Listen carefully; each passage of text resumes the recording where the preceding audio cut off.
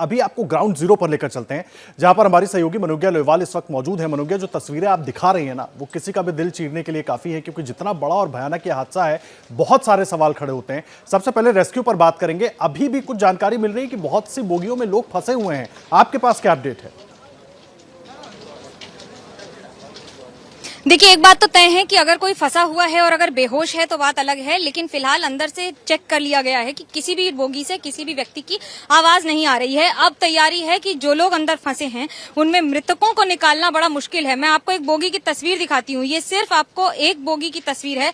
इसमें ऊपर से जैसे यहाँ पर ये पूरी बोगी उल्टी है, पहिए ऊपर हैं, बोगी की सीलिंग नीचे है, और ये यहाँ पर साइड में जो पोल्स होते हैं जो बड़े ही मजबूत होते हैं, जो हिल नहीं सकते हैं, उसके परखच्चे उड़ गए हैं और वो यहाँ पर है। एनडीआरएफ की टीम्स लगातार गैस कटर के साथ काम कर रही हैं, लेकिन यहाँ पर उड़ीसा सरकार के लिए एक बात कहनी पड़ेगी कि उनकी ओड्राफ टीम यानी कि उड़ीसा डिजास्टर जो फोर्स है वो बकायदा ट्रेन है, रैपिड एक्शन फोर्स उनकी, क्योंकि यहाँ पर लगातार साइक्लोन्स आते रहते हैं, इसलिए उनकी तैयारी एनडीआरएफ की तर्ज पर होती है और उसे संभालने की भी जिम्मेदारी होती है। यहाँ से इस समय रेल मंत्री गए हैं अंदर, कई जगह नेटवर्क कट जा रहा है और कई जगह मैं आपको बता रही हूँ कि अंदर जाकर स्थिति और भी ज्यादा भयावह हो जाती है। ये आपको मैं बाहर की तस्वीर दिखा रही हूँ और यहीं पर आगे बढ़ते बढ़ते इस समय ये देखिए, दो बोगी में आमतौर पर कितनी जगह होती है।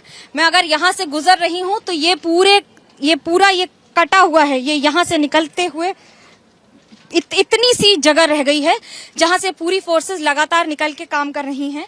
हम भी यहाँ पर आके इसी तरह से काम कर रहे हैं और ये है तस्वीर। ये देखिए, बोगी पे बोगी पे बोगी पे बोगी और कुछ नहीं है, और एक के ऊपर एक बोगी है। यात्रियों की हालत का अंदाजा आप इस बात से लगा सकते हैं कि इन सारे पहिए निकल गए हैं बोगियों के। कई जगह तो खिड़कियां काट के निकाला गया है। इक्विलिब्रियम का कोई यहाँ पर सरोकार नहीं है, क्योंकि जिस तरह से यहाँ पर सामान बिखरा पड़ा है वो बता रहा है कि किस तरह से लोगों ने भागने की कोशिश की होगी। मैं आपको अंदर ले जाती हूँ, अभी बोगी के अंदर ले जाकर आपको दिखाती हूँ कि इस समय क्या स्थिति है। ये देखिए, अब यहाँ सबसे बड़ी चुनौती होती है इस बोगी पे चढ़ना इसलिए क्योंकि नॉर्मल यहाँ चढ़ने की जगह पूरी तरह से यहाँ पर इक्विलिब्रियम नहीं होता है। बोगी टेढ़ी है इसलिए खड़ा होना बड़ा मुश्किल हो जाता है। यानी कि आपका सर घूमने लगेगा। अगर आप यहाँ पर अंदर आएंगे तो आपका सर घूमने लगेगा, लेकिन सर घूमना लाजमी है क्योंकि हम चल रहे हैं। यहाँ की तस्वीरें देख के हो सकता है दिल पसीज जाए। मैं आपको ये लाइव तस्वीरें दिखा रही हूँ ट्रेन के अंदर की, किस तरह से सामान, झुमका, बोगी में बैग्स और ये सारा सामान। देखिए, बोगी में आपको सीट, आप हर व्यक्ति ने भारत में एक न एक बार तो रेल में सफर किया होगा। रेल में सफर करते समय आप ऊपर वाली सीट पर बैठते हैं। इस समय सीट ही झूल रही है। ये देखिए, हिलाने में इसलिए दिक्कत है क्योंकि आपको नहीं पता ऊपर से क्या गिर जाएगा, कहाँ कौन सा पार्ट इस समय टूटा हुआ है। चारों ओर कांच के टुकड़े फैले हुए हैं, चारों ओर ये तबाही का मंजर है। और ये तो मैं आपको, ये एक और दर्दनाक तस्वीर आपको मैं दिखा रही हूँ। हमारे दर्शकों को हम ये दिखा रहे हैं और ये तस्वीर संवेदना पैदा करने वाली है। ये तस्वीर दर्द को शब्दों में बयां करने की ताकत ले लेने वाली है, और इसलिए और तकलीफ, क्योंकि यहाँ पर ये मैं एक एक शब्द की उतनी ही दर्द भरी दास्तां है, उतनी ही कष्ट भरी कहानी है। जो घर से निकले होंगे अपना सामान लेकर, जो घर से निकले होंगे कि किसी मंजिल तक जाएंगे, लेकिन मंजिल तो क्या, रास्ते में ट्रेन ने ही धोखा दे दिया। ये एनडीआरएफ की टीम्स लगातार यहाँ से निकल रही हैं। आप अंदाजा लगा सकते हैं कि किस तरह से यहाँ पर काम चल रहा है। मैं ये आपको तस्वीरें इसलिए दिखा रही हूँ क्योंकि आपके लिए समझना जरूरी है कि किन परिस्थितियों में यहाँ पर काम हो रहा है। बिजली का पूरा कनेक्शन काट दिया गया है, इसलिए जनरेटर्स का इस्तेमाल हो रहा है।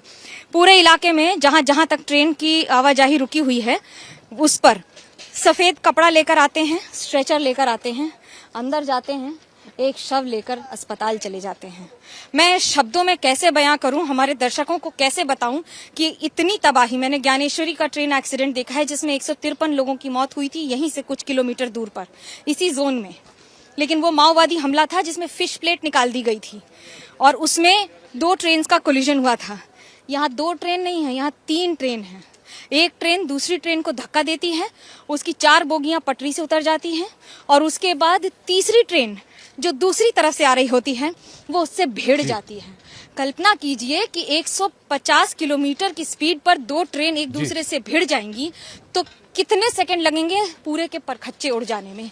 ठीक वही हुआ है यहाँ। बिल्कुल मनोज्ञा, आपसे लगातार इस बारे में अपडेट लेते रहेंगे।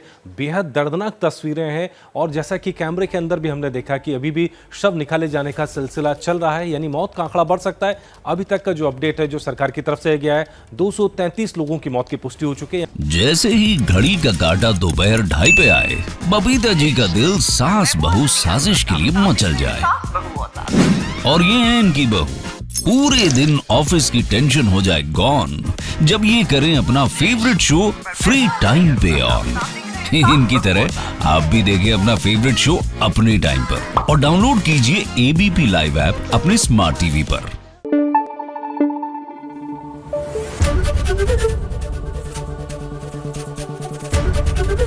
एबीपी न्यूज आपको रखे आगे।